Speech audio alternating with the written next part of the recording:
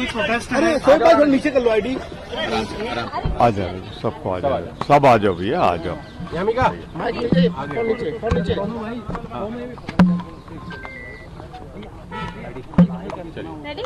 जी sir, आज India block के floor leaders की मीटिंग हुई है, क्या कुछ डिस्कस हुआ और क्या डिसीजन लिए गए आज की मीटिंग में? देखिए, बजट पर हम लोगों ने चर्चा की।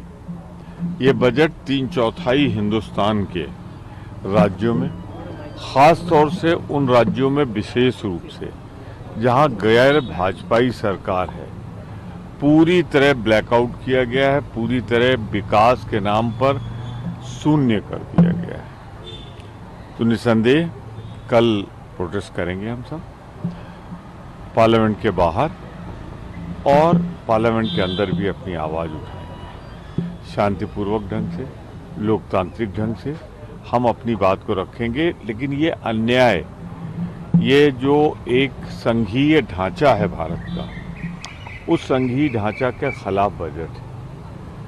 ये मैं बहुत जिम्मेदारी से कह रहा हूँ कि जो हमारा स्ट्रक्चर है, फेडरल स्ट्रक्चर है, संघीय ढांचा है, उसके खिलाफ है ये बजट। ये भारतीय जनता पार्टी का बजट नहीं है, ये भारत सरकार का बजट है। और भारत सरकार के बजट को ऐसे किया गया जैसे भाजपा का बजट। आपको लगता है कि भेदभाव हुआ है सभी राज्यों के साथ और इसी वजह से आप लोगों ने ये फैसला किया? मैं कह तो रहा हूँ, वही बात तो कह रहा हूँ। सुबह कितने बजे सर? 10:30 बजे मकर द्वार पर आप सब सादर आमंत्रित हैं। हम पहले वहाँ करेंगे एंट्री पॉइंट, और उसके बाद पार्लियामेंट के अंदर भी हम रखेंगे अपनी बात को। पार्लियामेंट के अंदर आप प्रोटेस्ट करेंगे, भाग लेंगे चर्चा में कल या उसको पोस्टपोन? निश्चित रूप से भाग लेंगे, लेकिन अपनी बात तो कहेंगे ना, बात भी कहनी है अपनी, चर्चा में भाग भी लेना है, वहाँ भी कहेंगे, चर्चा में भी कहेंगे, और हम एक कदम और आगे बढ़ सकते हैं। उस पर हमारा विचार चल रहा है कि नीति आयोग की जो बैठक है उसमें हमारे ज़्यादातर मुख्यमंत्री वार्ता चल रही है, उसमें न शामिल हों जिस तरह से, क्योंकि ये पहली बार हो रहा है कि भारत के संघीय ढांचे के खिलाफ ये बजट आया है। सर, नीट को लेकर भी क्या कुछ आप लोगों का टेक रहेगा, क्योंकि अब सुप्रीम कोर्ट का भी फैसला आ गया, क्या इस मुद्दे को अभी आप लोग पार्लियामेंट में उठाएंगे? सुप्रीम कोर्ट का फैसला जो आया है, अभी मैंने पढ़ा नहीं पूरी तरह, पढ़ने के बाद ही उस पर रिएक्ट करूंगा।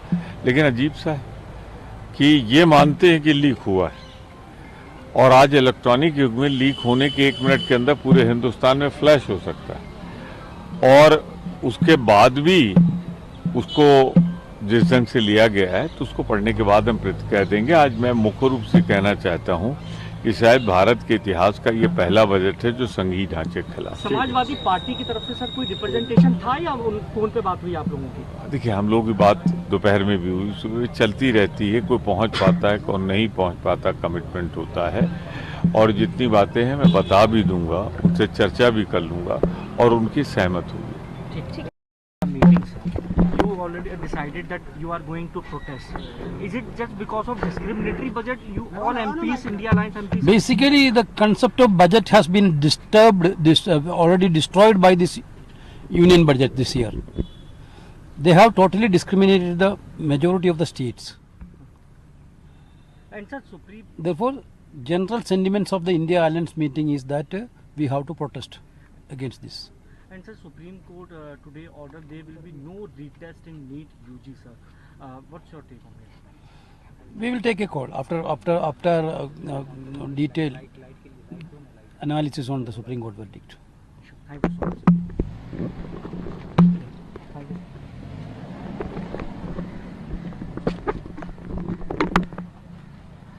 मेरा पाँव पे डाल दिया।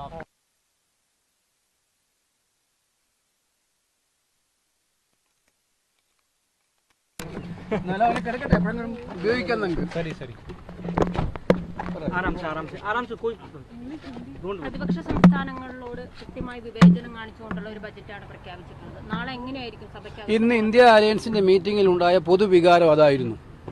കാരണം കേരളം എന്ന പേര് ശബ്ദിച്ചിട്ടില്ല, തമിഴ്നാട് ശബ്ദിച്ചിട്ടില്ല, മഹാരാഷ്ട്ര ശബ്ദിച്ചിട്ടില്ല, ഹരിയാന ശബ്ദിച്ചിട്ടില്ല, വെസ്റ്റ് ബംഗാൾ ശബ്ദിച്ചിട്ടില്ല, ജാർഖണ്ഡ് ഇല്ല.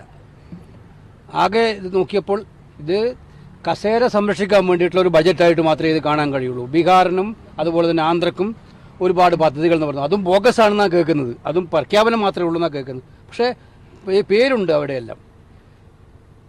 പ്രധാനമന്ത്രി എന്താ പറഞ്ഞത്? കേരളത്തിൽ BJPയെ ജയിപ്പിച്ചാൽ ഞങ്ങൾ കേരളം മുഴുവൻ ഒരു എയിംസിന് വേണ്ടി എത്ര കാലമായി കേരളം കൊതിക്കുന്നു, ഒരു എയിംസിന് വേണ്ടിയിട്ട്. മറ്റെല്ലാ സ്റ്റേറ്റുകൾക്കും കൊടുത്തിട്ട് അത് കൊടുക്കാനുള്ള സാമാന്യ വരി അതുപോലെ ഈ ബഡ്ജറ്റിൽ കാണിച്ചിട്ടില്ലല്ലോ. അപ്പോൾ ഇത് സത്യത്തിൽ സാധാരണഗതിയിലുള്ള ബജറ്റുകളുടെ സങ്കല്പങ്ങളെ മുഴുവൻ കാറ്റിൽ പറത്തിയ ഒരു ബജറ്റാണ് ഈ ബജറ്റ്. ഫെഡറൽ വ്യവസ്ഥയോടുള്ള ഏറ്റവും ശക്തമായ കടന്നാക്രമണമാണ് ഈ ബഡ്ജറ്റ്.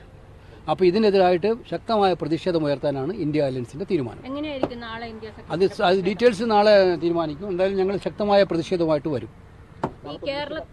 നാളെ വീണ്ടും യോഗം ചെയ്യുന്നുണ്ടോ രാവിലെ? ഇല്ല. ഈ കേരളത്തിന്റെ പേര് ഒരിക്കൽ പോലും ഇന്നത്തെ ബജറ്റ് അവതരണത്തിൽ പറഞ്ഞില്ല.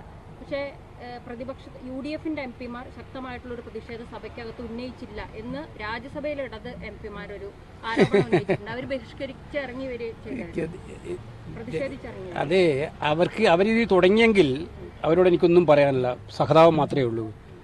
ആ ലോക്സഭയിൽ നടക്കുന്ന ഓരോ പ്രതിഷേധത്തിന് മുമ്പിലും എത്ര MP-മാർ എത്ര ശക്തമായി മുന്നോട്ട് വരുന്നുണ്ടെന്നുള്ളത് അവർക്ക് അറിയില്ല. അവരുടെ വളരെ കുറച്ച് പ്രതിനിധികളല്ലേ അവിടെ ഉള്ളൂ.